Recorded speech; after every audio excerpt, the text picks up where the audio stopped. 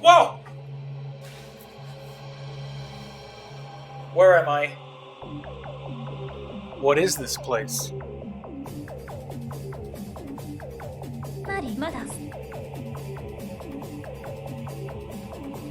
Fee? What did you do to me?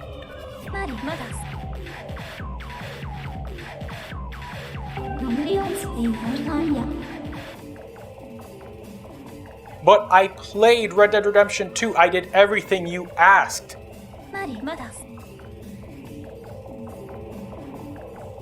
There is no way in hell I am playing Skyward Sword. Was that a portal you shot me through?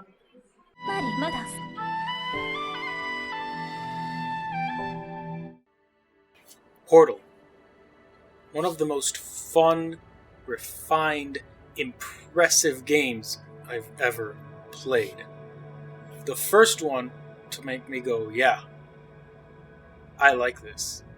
With its unique atmosphere, dry sense of humor, and clean visuals, it is one of the greatest games I've ever experienced. And part of that greatness comes from its simplicity. Where are we, by the way? What boat?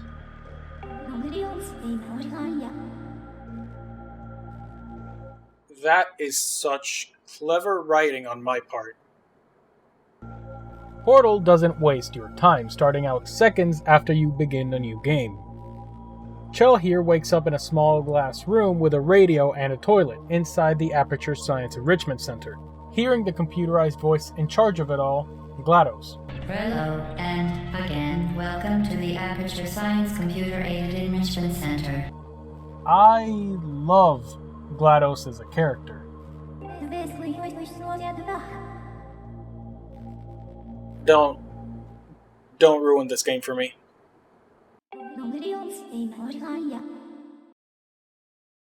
To threaten me? I don't know.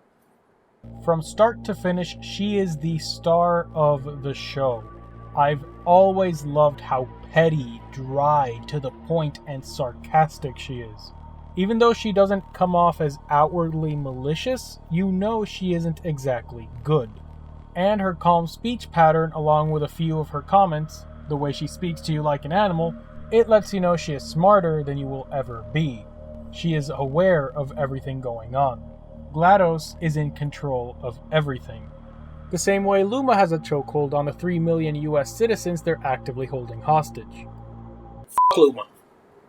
Shortly after starting the game, a portal is opened inside the room, allowing us to leave, thus beginning the Trinity Core processor experiment. Wait, that's the wrong game. The first few tests are themselves the game's tutorial, which seamlessly blend into the rest of the game.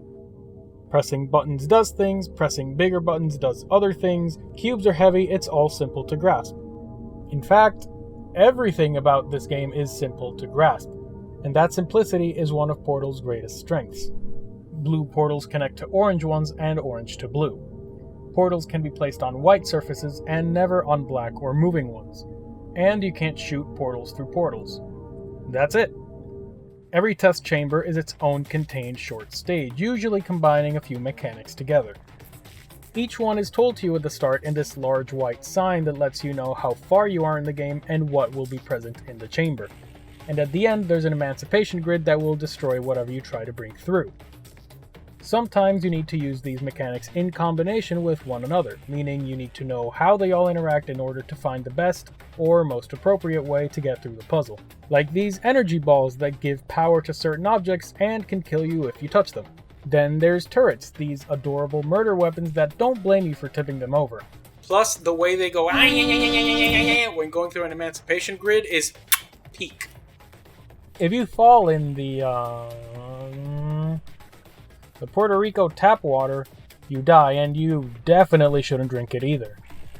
You might need to go through momentum-based puzzles by shooting a portal on a wall high up and another on the floor, then going through them to launch yourself.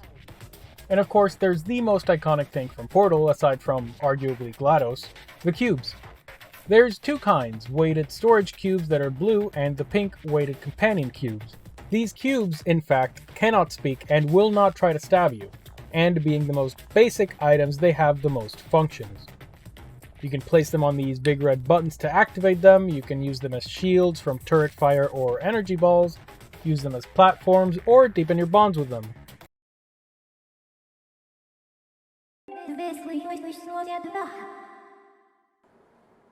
I don't know what got into me there.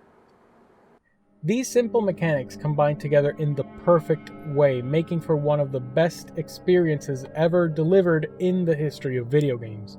And I'm not talking about Paper Mario Sticker Star. That mechanical simplicity is then made even better with the game's visuals. On the surface, they're not exactly groundbreaking, especially today, but if you stop and analyze it, if you think about what you're seeing, you'll notice the game's visuals tell you so much about where you are and add another layer of depth to the story. Everything in this game is sterile, like a lab. Have you forgotten what aperture is? But not sterile in the sense that it's clean, more in the sense that there is no life around you at all. Anywhere. No sign of any remaining human life. Nothing moving in the background, save for the cameras on the walls following your every step. You can see some offices every now and then, but they're all empty. Like, nobody has been there in a long time, and nobody will be there in the time you spend going through the test. And even though you're the only living thing in the entire complex, it doesn't feel like that. Because you get the feeling that your every move is being judged. It makes you feel just like another disposable test subject. You're from Skyward Sword. You don't get the privilege to judge me. The constant light that doesn't even try to resemble sunlight. The slight electrical hum, the looping music from the radio. It all adds this dense layer of unease to the whole experience, making it quite easy to notice that something in the enrichment center isn't right. Something happened. Something bad. Yeah, that's definitely something bad. Every single stage in the game stands out. They're all memorable, even if it's just a small part of it, the puzzles, the flow of it all, or the actual layout. Even when you haven't played the game in years, you can still easily remember bits and pieces of it, and your brain instantly goes around saying, "Oh yeah, I remember using this to do that." It's such a surreal feeling, like you don't remember anything at all, but you know where to go. I don't really know how to explain it better, but if you've played the game before, you'll understand. But there's one more thing Portal does masterfully when combined with the monotonous visuals and linear progression. The exploration. Yeah, but in an enjoyable way. Every few levels, you'll notice a wall panel being slightly open, just enough for a human to go through. Inside, you'll find an area outside of the test chamber with the ramblings of someone who came before you. Someone you're not aware of and didn't know was there. There's pictures on the wall with people whose heads have companion cubes on them. There's opened bean cans and garbage thrown around, letting you know that whoever was here for a while, and by this point, they're long gone. These rooms essentially created the meme that is instantly associated with Portal, "The cake is a lie." A phrase that has been taken out of context so much, I'm pretty sure half the people who say it don't know what it actually means. Reaching the last test will finally be rewarded with the cake. That is in fact not a lie, and I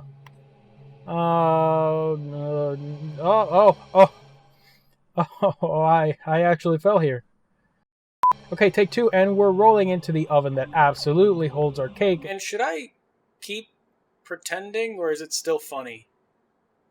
You can use a wall up above to portal through, and now we're really outside the testing area with one goal in mind: to escape.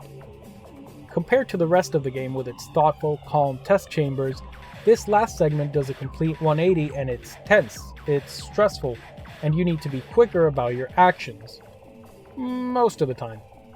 Everything is dark and grimy with garbage thrown around everywhere, creating this brilliant juxtaposition between the cleanliness of the chambers and the quote-unquote outside world, further establishing something bad happened here at Aperture. The answer is, of course, the deadly neurotoxin. At the end of the road, we finally find GLaDOS in her chamber. I know it really isn't such a surprise anymore, but I love her design. It's so strange and you don't know which way is forward. There's bits here and there, it's menacing, and not just because of the deadly neurotoxin. That's just the icing on the cake that may or may not be a lie. The two small rooms at either side each have a button that, when pressed, open the hatch that lets you throw things in to dispose of them, like you did with the cubes a bit earlier. Then a missile-shooting creature shows up in the center of the room below GLaDOS, and if you really think hard, but I mean think really, really hard, each time GLaDOS gets hit with a missile, one of her cores shoots out, landing, or sometimes not, in a random location around the room, so you need to grab them and open the hatch to drop them through. It's not difficult, but it can get pretty tense. I guess breathing deadly neurotoxin will do that to you. A few cores down the hatch, GLaDOS explodes and we, ascend?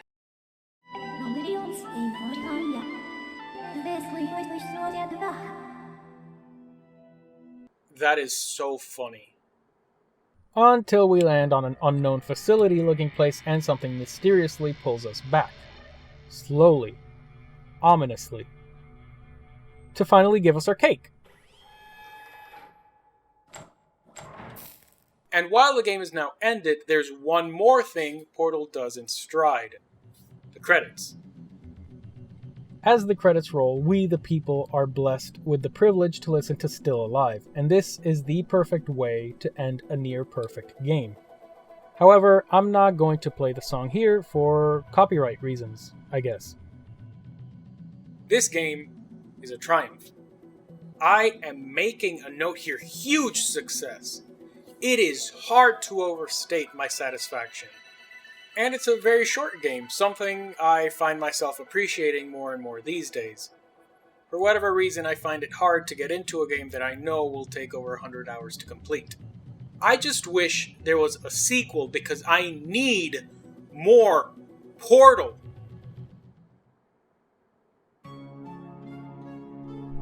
This right here, this is what I would describe as the perfect video game.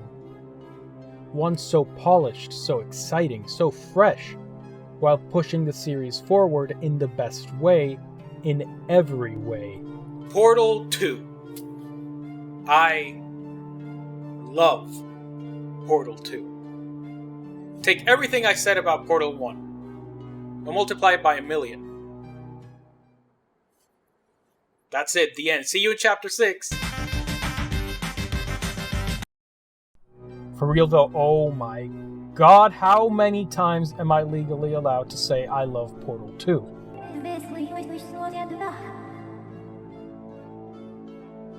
No. The amount of character in the game right out the gate is turned up to 11, because now we have, well, more than one character. GLaDOS is no longer the only character we interact with, or more accurately, interacts with us.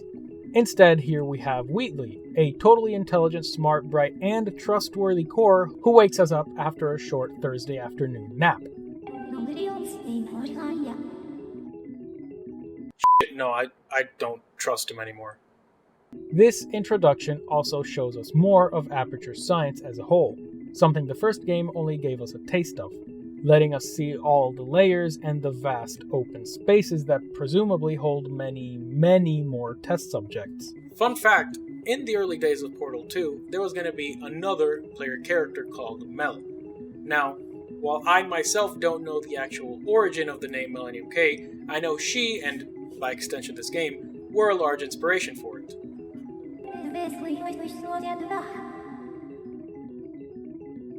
You really gonna play that card, aren't you?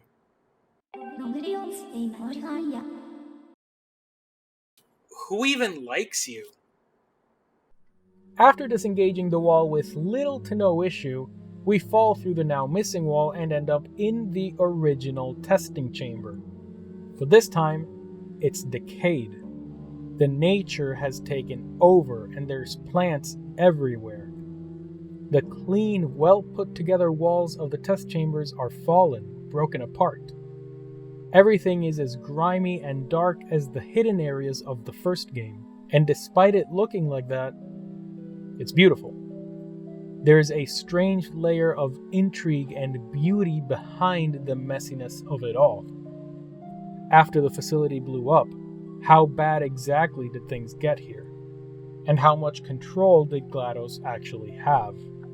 We're shown the answer: absolute.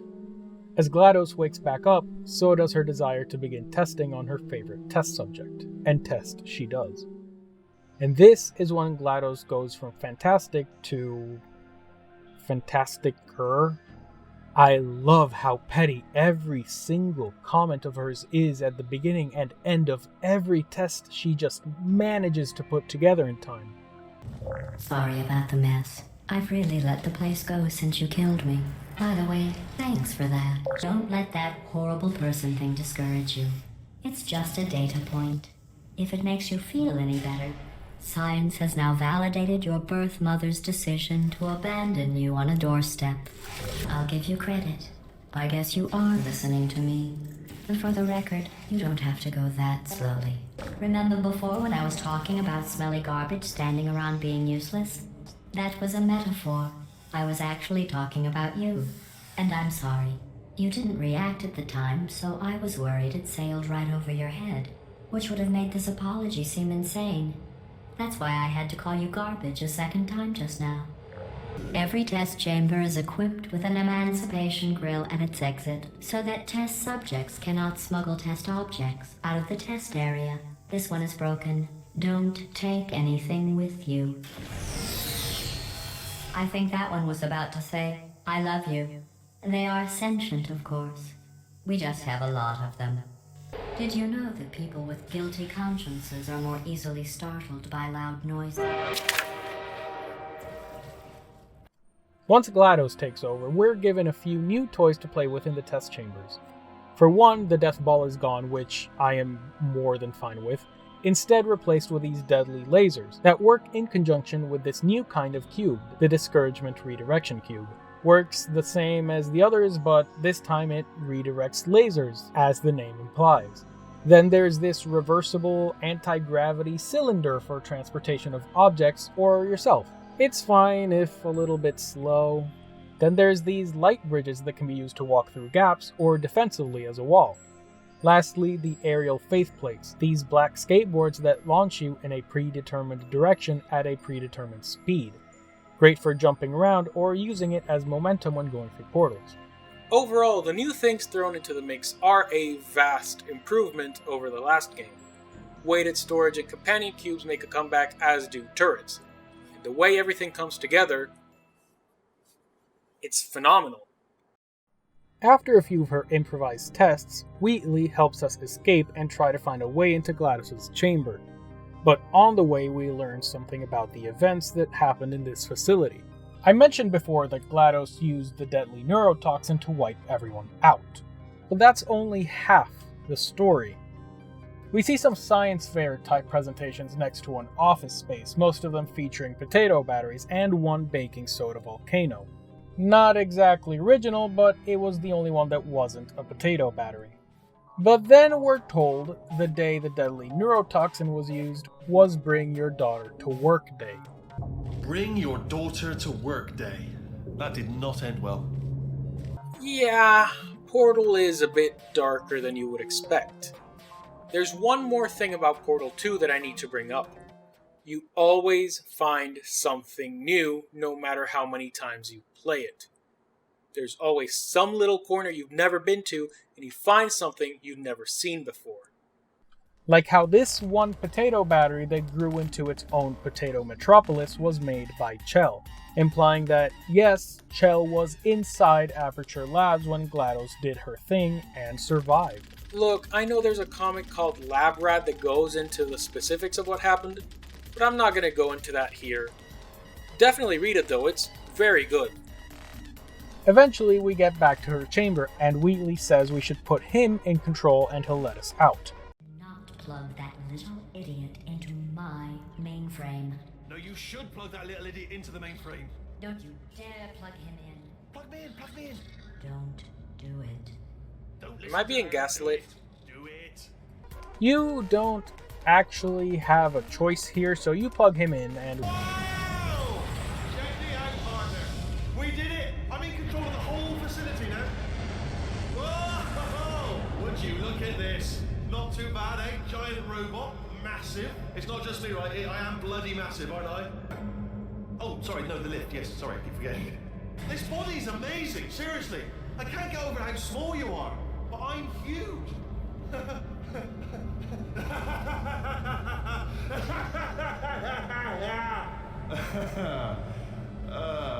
Actually, why do we have to leave right now?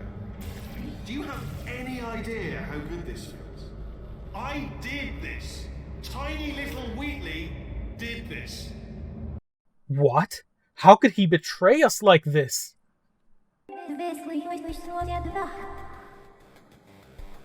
Fee, can you just shut up, please? Why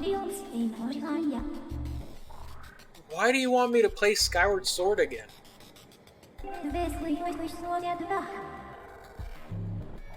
No, it isn't. Just watch chapter 3.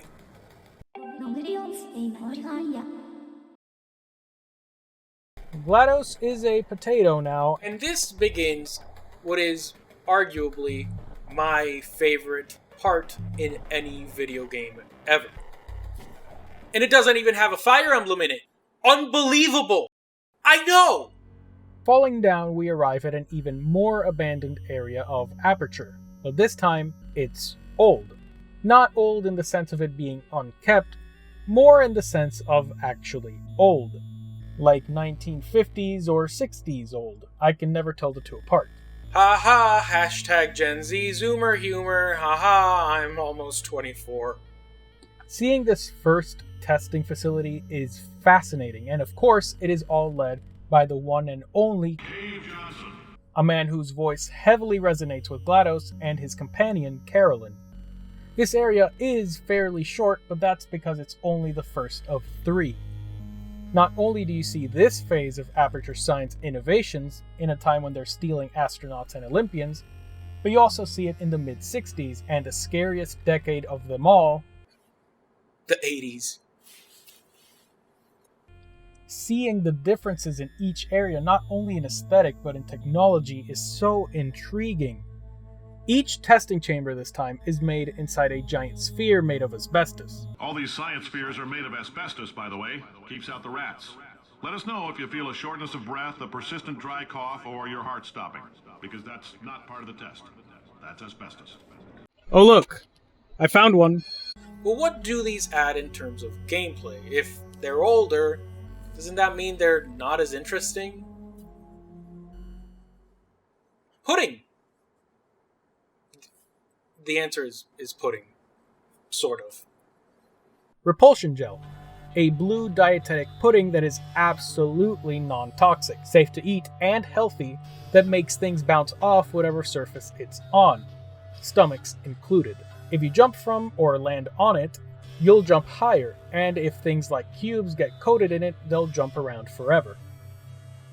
Then there's the orangish, reddish Propulsion Gel. Works like the Shine Spark in Metroid. The more you run on it, the faster you go. As is always the case in Portal, both gels interact with each other, indirectly though.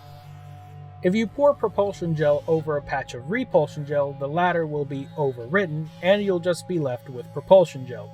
However, if you make a runway of Propulsion Gel with some Repulsion Gel at the end, you'll jump with the speed you just gained.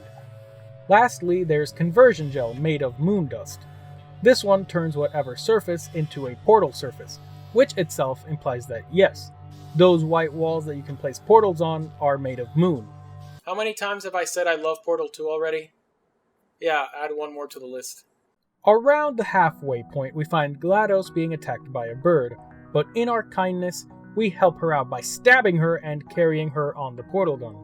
I love this. I love the premise carrying the snarky computer lady with us, someone who previously hated us but now has no choice but to tolerate us. Yeah, Add one more to the list, thanks.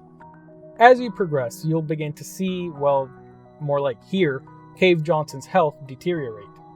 He starts coughing, he becomes angrier, more rash. He doesn't care about the repercussions anymore because, as he says, when life gives you lemons, you make life take them back. I don't want your damn lemons! What am I supposed to do with these? Eventually, he mentions they found a way to keep the testing going eternally by uploading a human consciousness to a machine, a privilege he gives to his beloved Carolyn. Finally, we make it back up to the main area of Wheatley Laboratories, and all his tests are literally parts of pre-made tests put together with toothpicks. There's cubes with turret parts. You fly through empty areas that don't fit together. Some puzzles just make no sense, so solving them takes less time than saying, "Fuck Luma." From Croatia this time. These really just feel like day one Mario Maker levels, and GLaDOS knows it. Eventually, his tests do become more complex, though not so much in a refined way, more so in a more things get thrown together way. Once we get back up to him, we find Wheatley in a chamber similar to when we found GLaDOS, and the fight is essentially the same as last time, just with bombs instead of missiles. Cores get shot out, you have to go get them, you get the idea, until a part of the roof is broken off, revealing the moon shining down on us. And if you recall Cave Johnson mentioning something about conversion gel earlier,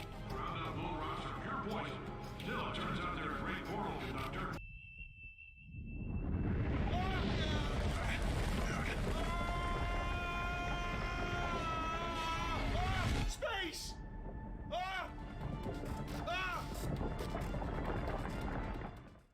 this is just the best, most peak and perfect foreshadowing I have ever seen in anything ever.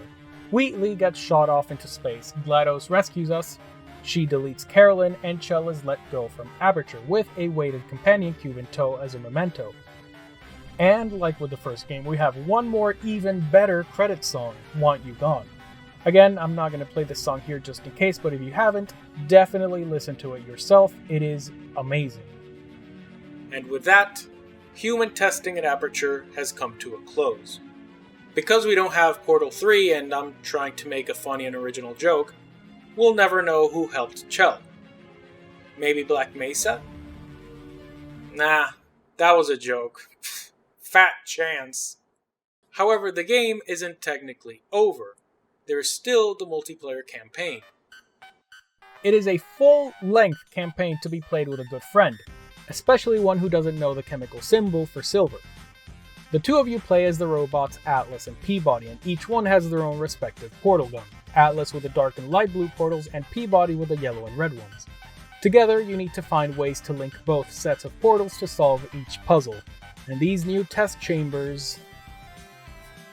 You know when something is wrong, it's incorrect? Yeah, I feel very intelligent. Every chapter had at least one aspect to it that had us stuck for a while until we found out the way obvious solution. Maybe it's because this is my first complete run of them, but I found these puzzles to be much harder than the base game, which was a welcome change of pace. It was a blast to go through, even when we were just fooling around, burning each other with deadly lasers.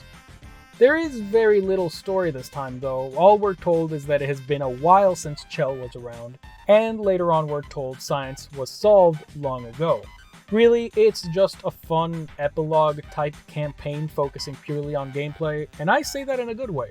I haven't had this much fun with a multiplayer game since Phasmophobia came out, probably. And that's it. There's no more Portal. There is that demo for the fancy Steam Deck, but I don't have one, so oh well. I love these games way too much, even after playing them literally countless times. Portal 1 is a masterpiece on its own, and Portal 2 is one of, if not the most important game to me. It is an enlightening, transformative experience from start to finish. Kind of like Skyward Sword, but the other way around.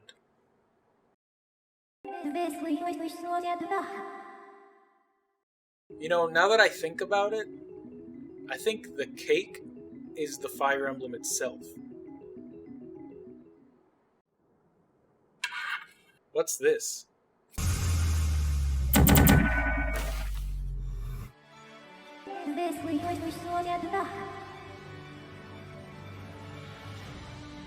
What is all this?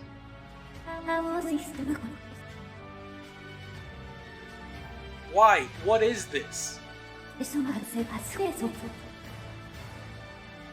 The Fire Emblem. Wait. I get it now. I'm future Melly.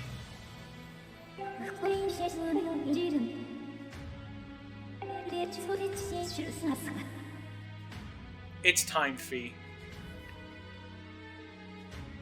I gotta play it again! I can't bring myself to play this game again. I just can't. Oh, Divine One, not again. Yes, hello, Mr. Wendy. Yeah, I would like to buy a Wendy's, please, for $10. Kind of a scam. Alright, thank you. Maybe one day I'll have my own time machine and go buy whatever games I want. If only. Oh. And hey, maybe one day I'll get around to playing Chrono Cross as well. I mean, why not? Maybe one day. We'll see. Time travel shenanigans. But now, it's time I head home.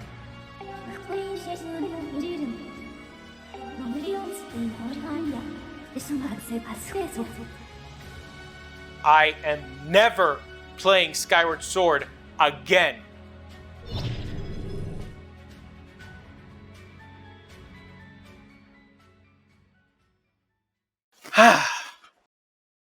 Well, here we are again. It's always such a pleasure. But this time, Chrono Cross, it's about time. Get it? It's in the title!